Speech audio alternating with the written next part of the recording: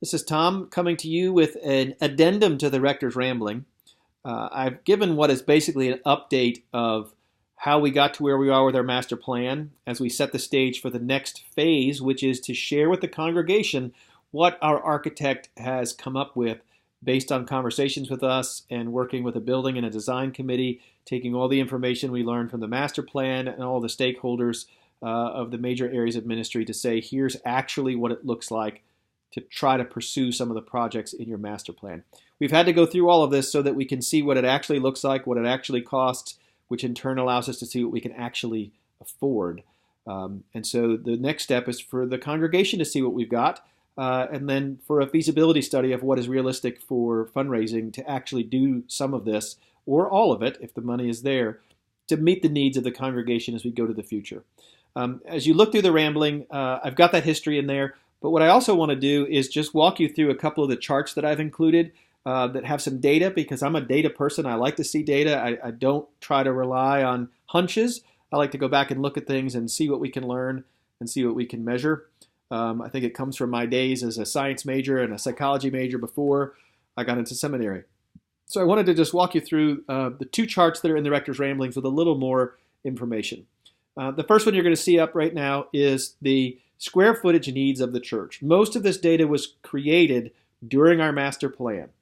The dark green bars to the left of each cluster show us how much square footage we have in each area of ministry in the church. So worship, music, education, parish hall, offices, bathrooms, visitor areas, and those are numbers of parking spaces, not square feet on the end of the chart there.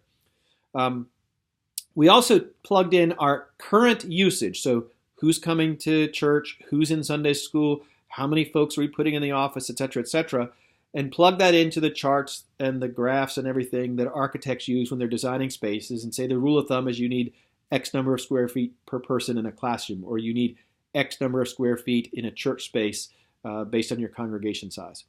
That next bar there you see is what we should have now, or what we needed when we did the master plan. Some of them are actually going to be a little bit higher. But that shows you the disparity between where we are today with the space we have available for our program and ministry and what we should have if we were in a perfect world with the room we need to have a little elbow room and do all the things we're called to do. On most of these, the tallest one is going to be the third one from the left, which shows you a graphic representation of the number of square feet that was called for during our master plan. Now, in the master plan, that process really said, what do we need? Okay, here it is. We're going to see if we can make it fit in the footprint, and that's what we did. But we didn't sharpen the pencil. We didn't double use space as much as we could have. And so the last one you see to the right of each of those clusters is what's actually going to be proposed to us by an architect in terms of square footage. And you'll see that in some cases it's somewhat dramatically less than what the master plan called for. But that's because often we found ways to use space in more than one way so that we didn't need to have an independent space for everything. If we could design in a way that they're intended to be used for different things from the outset, it's a whole lot nicer in terms of effective use of space than it is to try to retrofit spaces that were built, for instance, in the parish hall a long time ago. So you can see that chart, and hopefully it shows to you that the hunches we had are backed up by architectural science and the rules of thumb for that, that yes, space is an issue, and that's why we felt the pinch in everything from office space to worship space and parking. The other chart has got a little bit more going on in it. It is a chart that shows the 9:15 service attendance. And we focused on the 9:15 because that is the service that has traditionally been, in recent history at least, the most crowded. Almost half of our weekly congregation comes to church at that hour, and often it's more than half of the congregation on any given Sunday that comes at 9:15. With St. Ignatius, we don't have two services to compare. We know how that's running. We know how full it is. That was our other full service. But this one lends itself to a little more explanation because of two realities. One is that since we started offering a second 9:15 during the program year, we've had a lot of spare room in the church, which is exactly what we intended.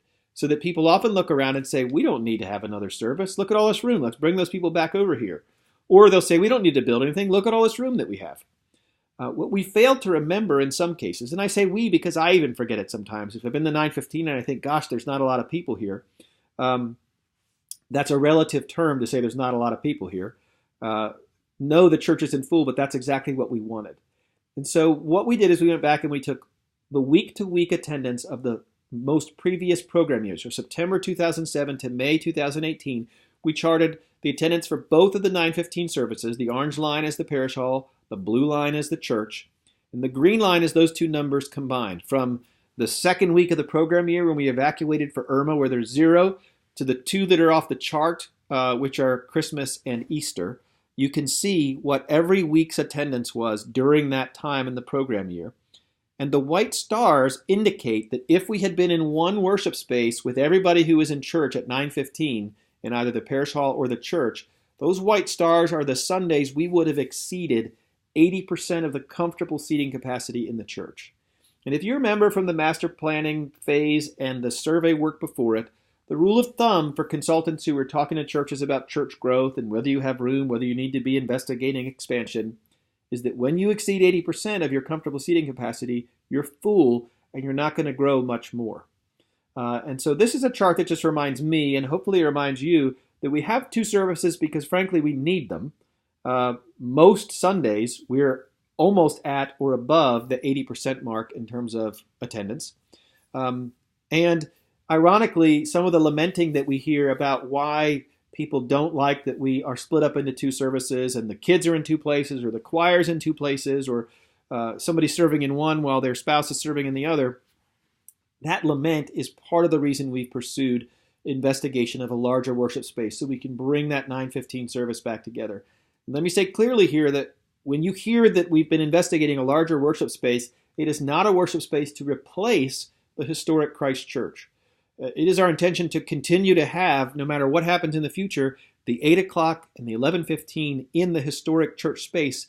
We will use it for evening prayer. We will use it for weddings. We will use it for funerals. We're primarily looking at that 9:15 hour where we really have seen people wanting to come and wanting to grow that has been hindered by our space. And although the parish hall has helped, it is not the perfect scenario. We're aware that lots of people don't like worshiping in the parish hall, but it's the best we can do in the meantime to make the room, and we have done that. That blue line is hovering down there most weeks around 70% comfortable seating capacity. We don't want to go much higher than that, frankly, before we have another problem with feeling full. So the fact that we're there at that level is good. People can come in the church. We've got a little bit of time to figure this out before we start running into the exact same problem where the church is overfull again. So I share these 2 charts only to say, for those of us who have forgotten and do forget, because we all forget, including me, how it is we got here, it's because we have some legitimate issues and concerns, and they're great problems to have in a church in this day and age, to say that we don't have enough room.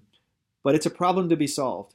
And we learned years ago in 2016 when we did those surveys that overwhelmingly 95% of the congregation understood this was a process to address the mission that we have to make people feel welcome and invite them into our version of gospel community.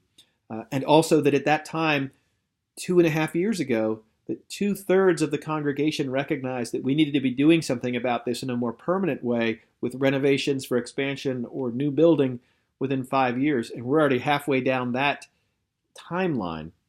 That's why the vestry took action when they did to go into master planning and to continue with an architect, because none of this happens quickly. And if we see this as a mission important, then we need to do it. So that's just a little more information. Go ahead and read through the rest of the rambling. Feel free to ask me or any of your vestry members any questions, and keep your eyes and ears open for the announcement about that date. You're going to want to come to the town hall, see what we've come up with, and see where we go from here. We certainly need to hear from all of you. So as I say, just watch for that and plan to join us. Hope you have a great day, and God bless.